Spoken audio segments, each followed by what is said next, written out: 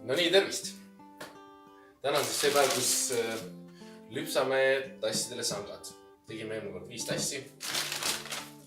Nii, selleks sanga lüpsta. Ma mõtlen 5 tassi.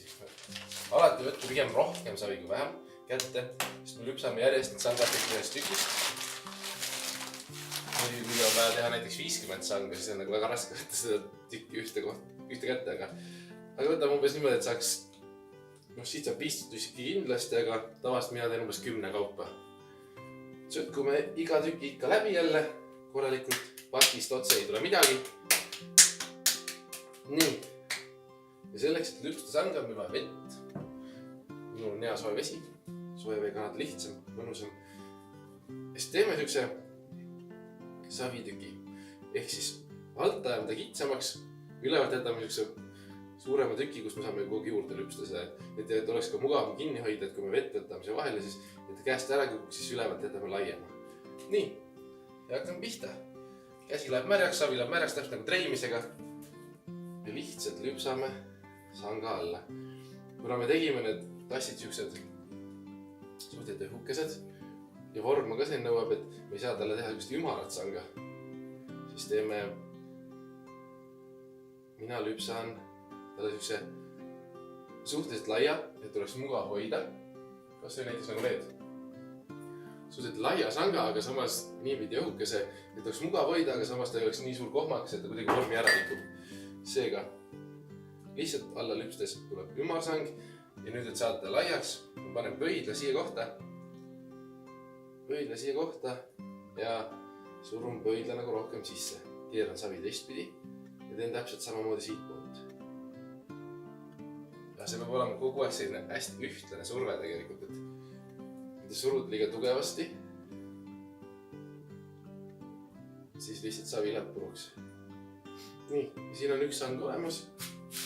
Panen laua peale, ei hakata põlgi lõikama, vaid küünega naksti laua ääre külge.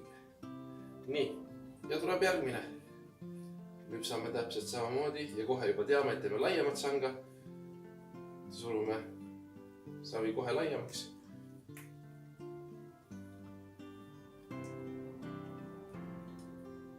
Ja täpselt nii ta tuleb.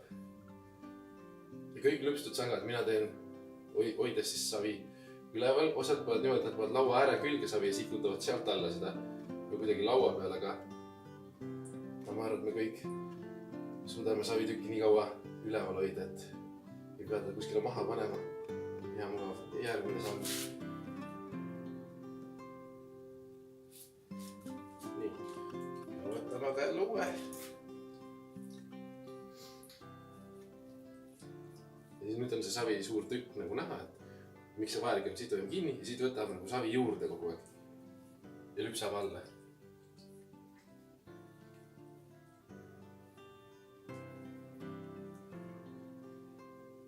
See tundub hästi lihtne vaadates, aga tegelikult see saab tükk harjutamist. Et mul on siin käinud praktikant ja kõik asju, et see on täpselt samamoodi nagu treimisega, et see tuleb ikka oma jagu harjutada, et see tunnetus kätte saada, et see sang siit ilusti välja tuleb.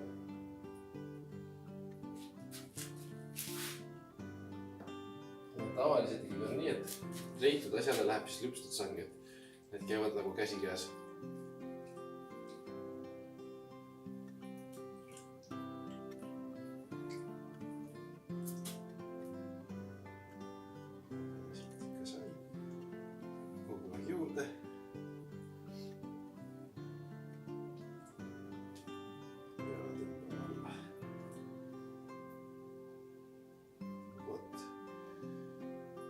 Ja nii ta käibki. Teen ühe veel, ongi minu 5 sanga valmis. Lähevad kuivama, kuivavad samale astmele, mis on tassid peale puhastamist. Siis näitan ka seda, kuidas mina tassile külge sanga panen. Ma mõtlen, iga inimene teeb nagu omamoodi asju ja töötab välja oma need mõtted, kuidas tal on kõige mugavam ja kõige parem. Mina näitan teile ainult neid asju, kuidas mina asju teen. Ma ei ütle, et need kõige õigemad on alati, aga mulle nii meeldib ja mina olen rahul. Suur tänu vaatamast ja järgmine kord paneme siis sangad kannudele